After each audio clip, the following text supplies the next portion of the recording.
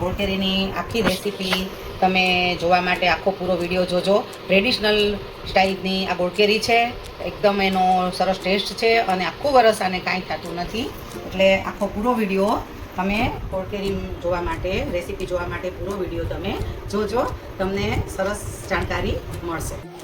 એ આપણે આખું વરસ બનાવવા માટેના અથાણા બનાવવા માટેનો સંભાર રેડી કરીએ છીએ.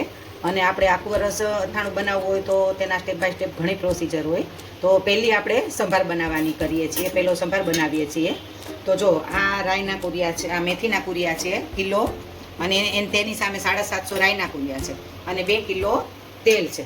હવે તેલ જો આપણું એકદમ ગરમ થઈ ગયું છે, એકદમ ધુમાડા આવે એવું તેલ છે, અને આપણે આવી રીતે ચેક કરી લેવાનું જો હિંગ નાખીને, એટલે હિંગ જો આપણી થઈ જાય છે.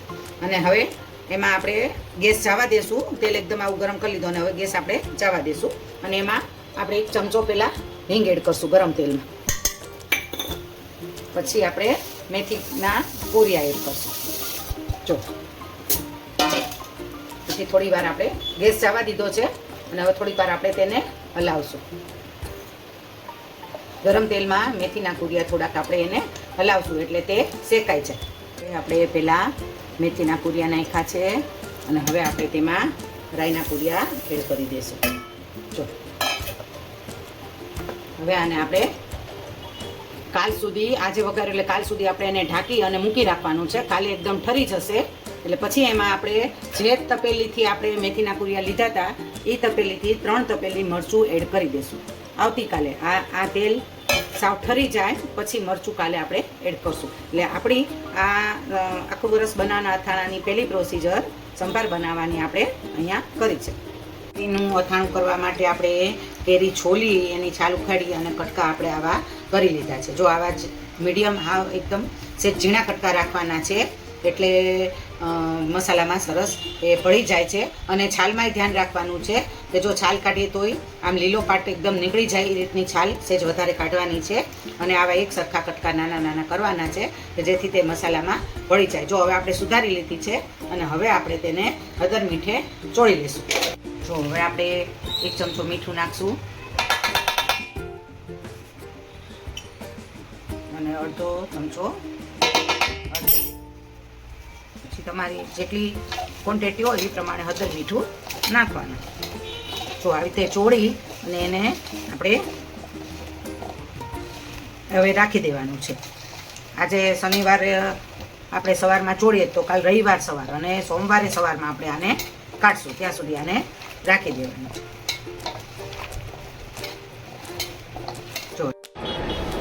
જો આપણે કેરીના છોડિયા હળદર મીઠે પલાળ્યા હતા બરોબર. હવે આપણે કાઢી લીધા છે, 8 કલાક તેને સૂકવી રાખ્યા હતા પંખામાં. હવે જો આપણા છોડિયા એકદમ મસ્ત થઈ ગયા છે. જો અને આમ દબાવીએ તો એમાંથી પાણી આપણને સેજે જો દેખાતું નથી, એટલે છોડિયા રેડી છે. અને છોડિયા કેરીના કટકા જેટલો જ સામો આપણે હવે ગોળ લેવાનો છે. અને જો ગોળ આપણે ભાંગીને રેડી કરી દીધો છે, અને હવે આપણે એમાં મિક્સ કરશું ગોળ. આમાં કેરીમાં ગોળ ભેળવો છે, ગોળ ભેળવી અને હવે તેમાં જરૂર મુજબનો આપણે આ જે મસાલો બનાવી રાખ્યો છે અથાણા માટે એ એડ કરશું.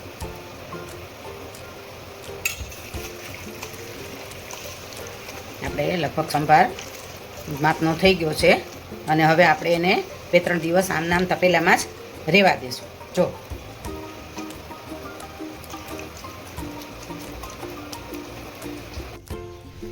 જો હવે ગોળ ઉગળવા માંડ્યો છે, અને આપણે જે સંભારનો મસાલો નાખ્યો તો જો એ મિક્સ સરસ થઈ ગયો છે.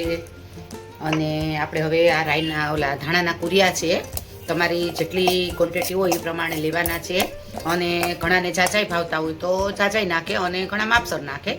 એટલે હવે આ તેલ મૂકી અને ધાણાના કુરિયા ધીમા ગેસે આપણે શેકી લેવાના છે. જો આ શેકીને રેડી કરી લીધા છે, અને હવે ઠરી ગયા છે. ઠરે પછી આપણે એમાં એડ કરી દેવાના છે. જો હવે આપણે એમાં એડ કરી દઈશું. ધાણાના કુરિયાનો ટેસ્ટ ઘણાને ભાવતો હોય તો વધારે નાખો તો ટેસ્ટ તો સરસ લાગે છે, અને ન ઓલો ભાવતો હોય બહુ તો માપમાં નાખો.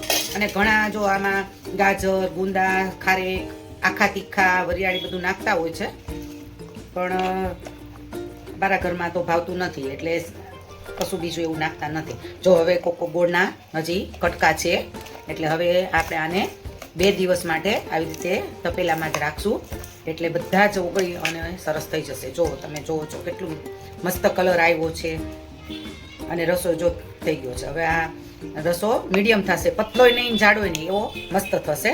2 દિવસ આપણે આને આમના તપેલામાં રહેવા દેશું. જો હવે આપણી ગોળ કેરી એકદમ રેડી થઈ ગઈ છે. આ રેડી થઈ ગઈ છે એકદમ. એટલે હવે જો આપણે આ બહેણી જે છે એને સ્ટોર કરવા માટેની એકદમ ધોઈ સાફ કરી ક્લીન કરી લીધી છે, તડકે તપાવી લીધી છે. અને હવે એમાં આપણે સ્ટોર કરવા માટે, આખું વરસ સ્ટોર કરવા માટે આપણે એમાં એને ભરી લેશું, એટલે આખું વરસ એવી ને એવી સરસ રહેશે. જો આપણી બહેણી ભરાઈને રેડી થઈ ગઈ છે, સ્ટોર થઈ ગઈ છે આખા વરસ માટે.